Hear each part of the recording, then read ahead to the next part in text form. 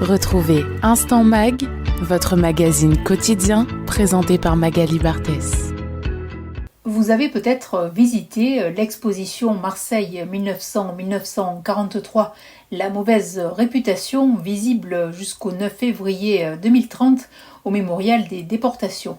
Et dans le cadre de cette exposition, vous pouvez désormais découvrir une création audiovisuelle intitulée Prémices et signée par le réalisateur et enseignant Édouard Mills Afif. Il est aujourd'hui accompagné de Céline Rognard, maîtresse de conférences en histoire contemporaine. Alors bonjour, est-ce que vous pourriez vous présenter tous les deux ? Oui, je m'appelle Céline Rognard, je suis professeure d'histoire contemporaine à Marseille Université et donc co-commissaire de l'exposition La mauvaise réputation.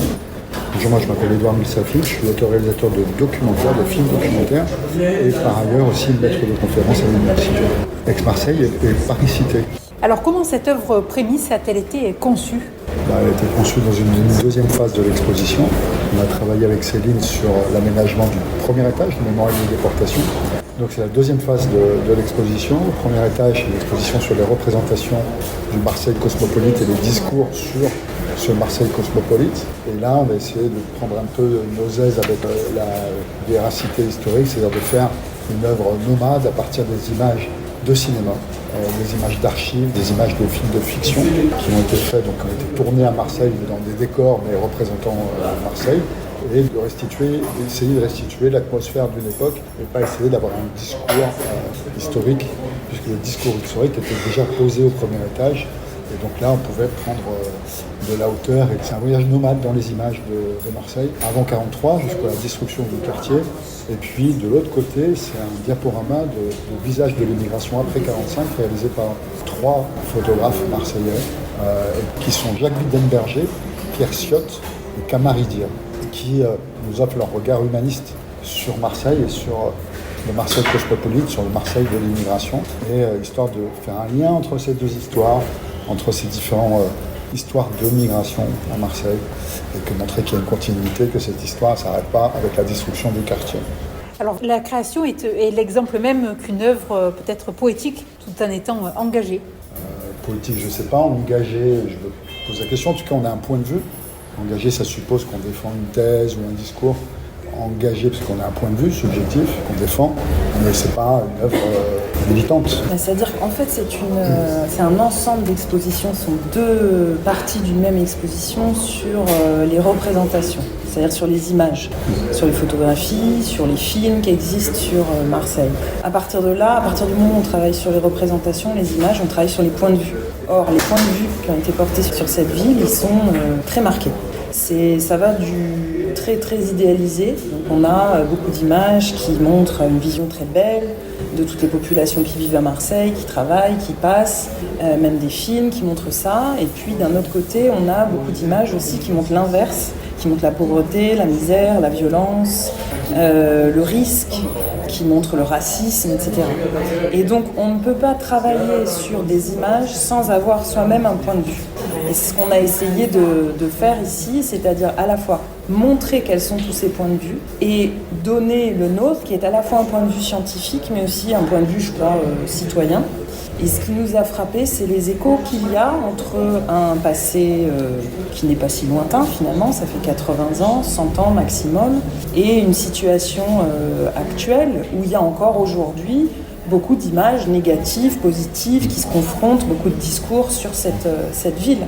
Et c'est ça qu'on a voulu montrer par le dispositif scénographique qui oppose d'un mur à l'autre des images de périodes différentes, qui les oppose et qui les relie aussi, je crois, qui crée un dialogue. Alors quels sont les mécanismes qui peuvent mener au crime contre l'humanité ? C'est la réflexion du camp des mines et c'est aussi celle de l'exposition. Une fois de plus, l'art est un outil clé. L'art, au même titre que toutes les sources qui laissent des traces, des empreintes et qui font un travail de mémoire. Le camp des mines fait œuvre utile dans ce sens-là.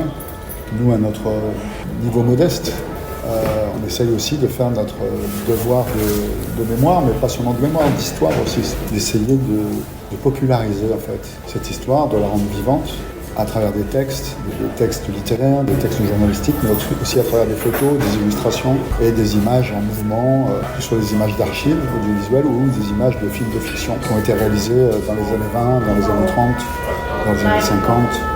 L'exposition dans laquelle est dévoilée Prémisse revient sur un épisode sombre de l'histoire marseillaise et méconnu encore par certains Marseillais.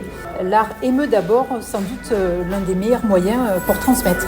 Mais c'est pas une exposition d'art. C'est de l'art, vous voyez, au sens large. Oui, non mais j'entends bien. Alors, cet épisode, il est quand même beaucoup moins méconnu qu'avant. D'abord, il y a eu quand même tout un tas de commémorations des 80 ans, des événements de 43, de la rafle et de la destruction du quartier, de la libération de Marseille. Donc quand même, il y a eu beaucoup de commémorations. Il y a eu une pratique commémorative assez intense, qui s'inscrit d'ailleurs dans un cycle aussi de reconnaissance de cet événement comme crime contre l'humanité en 2019. Donc ça n'est pas si inconnu que ça. Il y a énormément de représentations aujourd'hui, que ce soit littéraire, musicale, artistique de cet événement. Il est travaillé également par les historiens. Donc nous ici, ce qu'on a fait, c'est uniquement le réinscrire dans une histoire un peu plus longue, pour montrer que ça n'était pas venu de nulle part, c'est-à-dire que si c'était pas prévisible, c'était probable. Pourquoi c'est probable ? Parce que un événement comme ça n'arrive pas tout seul. Il arrive à la suite de la succession de beaucoup de discours très négatifs portés sur un quartier et sur des populations qui l'habitent, et il arrive aussi à la faveur d'un contexte politique favorable, en l'occurrence l'avènement du régime de Vichy, la collaboration avec le régime nazi et l'invasion de la zone sud par les Allemands en novembre 1942. Donc il y a à la fois des causes lointaines, profondes, et des causes immédiates qui font que cet événement peut advenir. Et il est essentiel d'utiliser l'art pour contribuer au travail de mémoire. Alors, on ne fait pas vraiment un travail de mémoire en fait ici. On fait un travail d'histoire, c'est-à-dire que les gens peuvent construire leur mémoire collective à partir de ce que nous on montre. Mais nous, on n'est pas dans une démarche mémorielle, on est dans une démarche historique.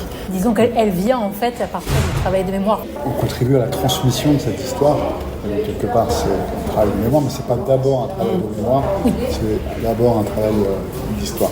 Alors après, évidemment, dans une exposition, c'est intéressant de donner des éléments à comprendre et de s'adresser à la raison et à l'intellect des gens qui regardent, mais vous avez raison, c'est effectivement important aussi de passer par d'autres biais. Beaucoup d'expositions aujourd'hui utilisent ce type de dispositif. Donc dans l'étage en dessous, dans le premier étage du mémorial, il y a déjà un dispositif sonore constitué avec des lectures de textes. Donc c'est une évocation littéraire de Marseille, doublée d'une magnifique évocation musicale.